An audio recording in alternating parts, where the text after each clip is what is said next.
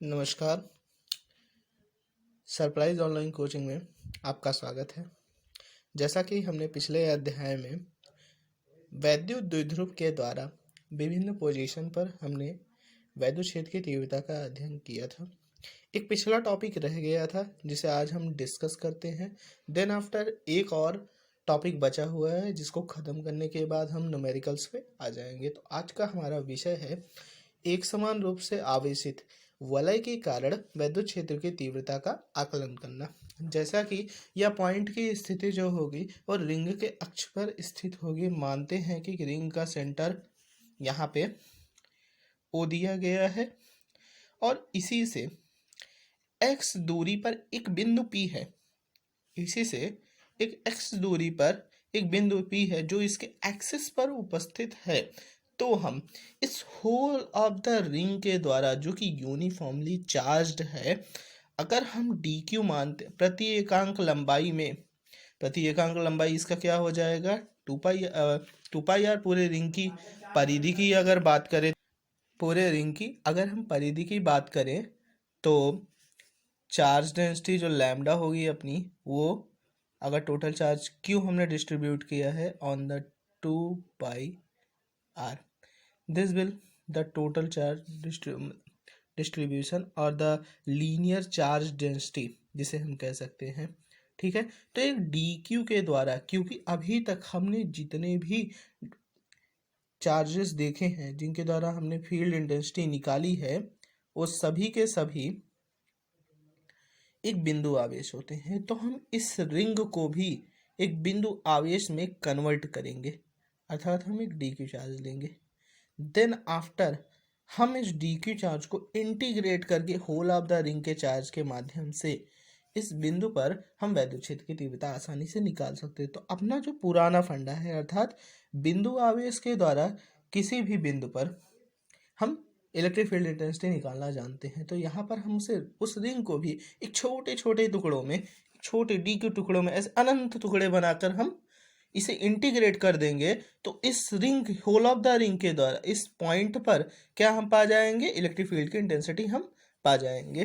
तो आइए हम देखते हैं। जैसा कि ये dq चार्ज है और हमें पता होता है कि कूलॉम्स के लिए नियम में जो हम Fe अर्थात electrostatic force is equal to k अर्थात 1/4 इंटू Q1Q2/r², जैसा कि ये फार्मूला होता है, वहाँ r क्या होता है कि बिंदु आवेश और उस बिंदु के बीच की दूरी, लाइन जॉइनिंग। ये मैं बार बार कहूँगा, हम काफ़ी मिसकंसेप्शन रहकर ये दूरी ना ले लें, हम हमेशा लाइन जॉइनिंग। तो dq चार्ज अगर हमने यहाँ एज्यूम किया है, dq चार्ज अगर हमने यहाँ एज्यूम किया है, तो इस dq चार्ज और इस p बिंदु की लाइन जॉइनिंग को हम पहले मिला देंगे और फिर उसके डिस्टेंस निकालेंगे। जैसा कि यह ओरिजिन से एक्सिस पर x दूरी पर स्थित है, तो हम यहाँ पे एक हमें परपेंडिकुलर ट्रायंगल दिख जाता है, जिससे कि हम हाइपोटेन्यूज की वैल्यू निकाल लेते हैं, जिसकी वैल्यू आई √x² प्लस r² के बराबर हुई। तो इस dq चार्ज के द्वारा जरा हम de चार्ज का एक बार आकलन कर लेते हैं। ठीक है, तो de चार्ज, d की वैल्यू कितनी हो जाएगी अगर हम बात करें तो k, वहाँ q होता था, यहाँ छोटा चार्ज है तो dq अपॉन r² क्या हो गई, इसका वर्ग, अर्थात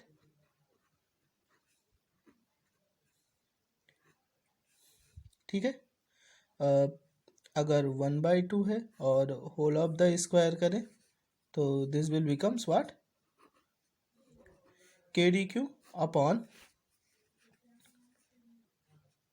x² plus r²। It is okay. Then अब हम देखेंगे, चूंकि रिंग क्या होता है, हमारा एक सिमेट्रिकल पार्ट होता है और यहाँ पर dq के द्वारा नेट चार्ज निकालना काफ़ी डिफिकल्ट है। तो हम dq के जैसे ही दो एलिमेंट लेते हैं, एक एक्सिस के उसी के जस्ट ऊपर और एक एक्सिस के उसी के जस्ट नीचे लेते हैं, जिनके द्वारा चार्ज सेम है, क्योंकि दूरियां इधर से भी चाहे हम कैलकुलेट करें तो √x² आएगा, इस तरफ से भी √x² आएगा, जैसा कि मैं लिख भी दे रहा हूँ, इस ट्रायंगल के लिए भी √x² आएगा। सो दोनों के द्वारा डी इलेक्ट्रिक फील्ड होगी। अब हम क्या करेंगे, इनका रिजोल्यूशन, क्योंकि हम नेट इलेक्ट्रिक फील्ड की ही बात करेंगे, वो भी एक डी क्यू चार्ज के द्वारा। ठीक है, तो अब हम क्या करेंगे, let assume this to be theta. अगर ये थीटा तो ये भी थीटा, और ये सिमेट्रिकल पोर्शन है तो ये भी थीटा, इसमें कोई शक वाली बात नहीं है। तो डी का अब हम एबीडी जरा देखते हैं, क्योंकि एबीडी से ही हम जरा समझ पाएंगे कि what is the condition goes on now. Let us ये हुआ और उसी प्रकार से ये भी हुआ। यहाँ पे डी हो गया, यहाँ पे भी डी हो गया, और ये थीटा, ये भी थीटा, और इसे तो अब हम परपेंडिकुलर और हॉरिजॉन्टल कंपोनेंट डी के करेंगे। जैसा कि हमें पता है कि इसका हॉरिजॉन्टल कंपोनेंट डी का डी कॉस थीटा, और इस प्रकार से इसका भी डी कॉस थीटा। तो अगर हम बात करें कि इस वेक्टर का यक्स कंपोनेंट, यक्स अक्ष के अनुदिश सिग्मा एक्स, जिसे मैं ऐसे करके हॉरिजॉन्टल कंपोनेंट का समेशन जिसे लिख रहा हूँ, उसकी वैल्यू कितनी होगी, तो डी कॉस थीटा। होपफुली आपको समझ भी आ रहा होगा, d cos theta, then what result comes, 2DE cos theta. Okay, इसी प्रकार से हम वर्टिकल कंपोनेंट का भी समेशन कर सकते हैं, और यहाँ पे देखें D sine theta, D sine theta. तो पहले मैं नॉमिनेट भी कर दूं, नहीं तो आप कंफ्यूज हो जाएंगे। ठीक है, इस प्रकार से एक्स और वाई एक्सिस हमने लिखे, और डी डी यहाँ थीटा थीटा। सो इस प्रकार से इसका हॉरिजॉन्टल कंपोनेंट, इसका हॉरिजॉन्टल कंपोनेंट, इसका वर्टिकल, इसका vertical. So this will comes that E y क्या होगा, डी साइन थीटा, इसका वर्टिकल कंपोनेंट पॉजिटिव डायरेक्शन में तो पॉजिटिव लेंगे, इसका जो वर्टिकल कंपोनेंट यहाँ पे लेंगे तो यह ओरिजिन से क्या है, नीचे की ओर है, तो अपन क्या लिखेंगे, D sine theta. This will comes 0। सो अपना net electric field 2DQ charge के द्वारा कितना आता है, net electric field by 2DQ charge. ठीक है, अर्थात नेट परिणामी वैद्युत क्षेत्र 2DQ चार्जों के द्वारा कितना आता है, 2D cos theta. This will simple. लेकिन हम कभी भी इंटीग्रेशन करते हैं तो एक ही DQ के द्वारा बात करते हैं, तो एक DQ द्वारा ऐसे लिख देता हूं, एक DQ चार्ज के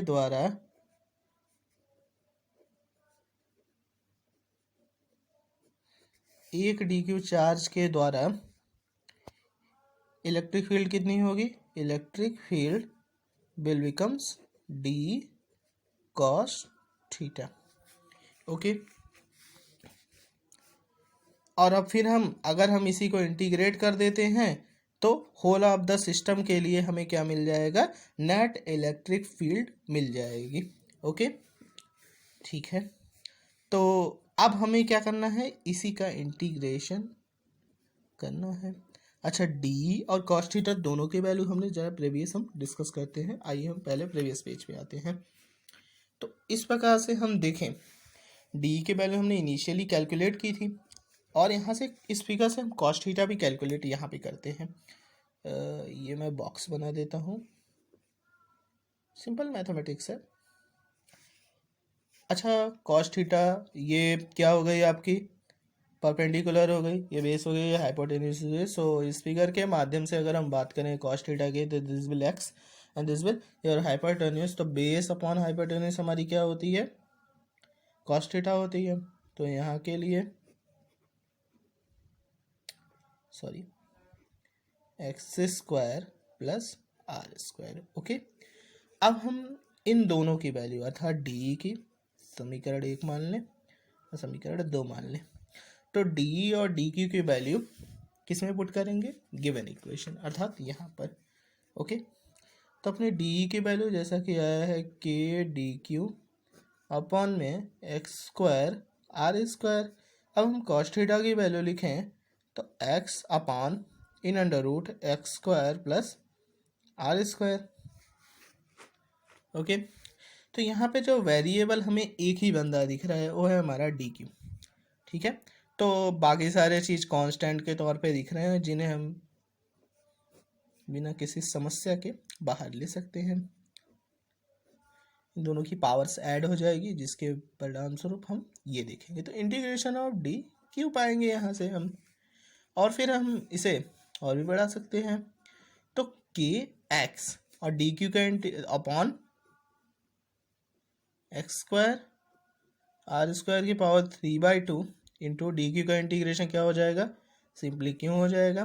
तो this will the net electric field by the charge on any point p on its axis, अर्थात अक्ष पर किसी भी बिंदु पर वैद्युत क्षेत्र की नेट तीव्रता जो होगी वो कुछ हमारी इस प्रकार से आएगी। आपको इस फॉर्मूले को याद भी रखना होगा, प्लस इस डेरिवेशन को भी। Thank you, like and share, have a nice day.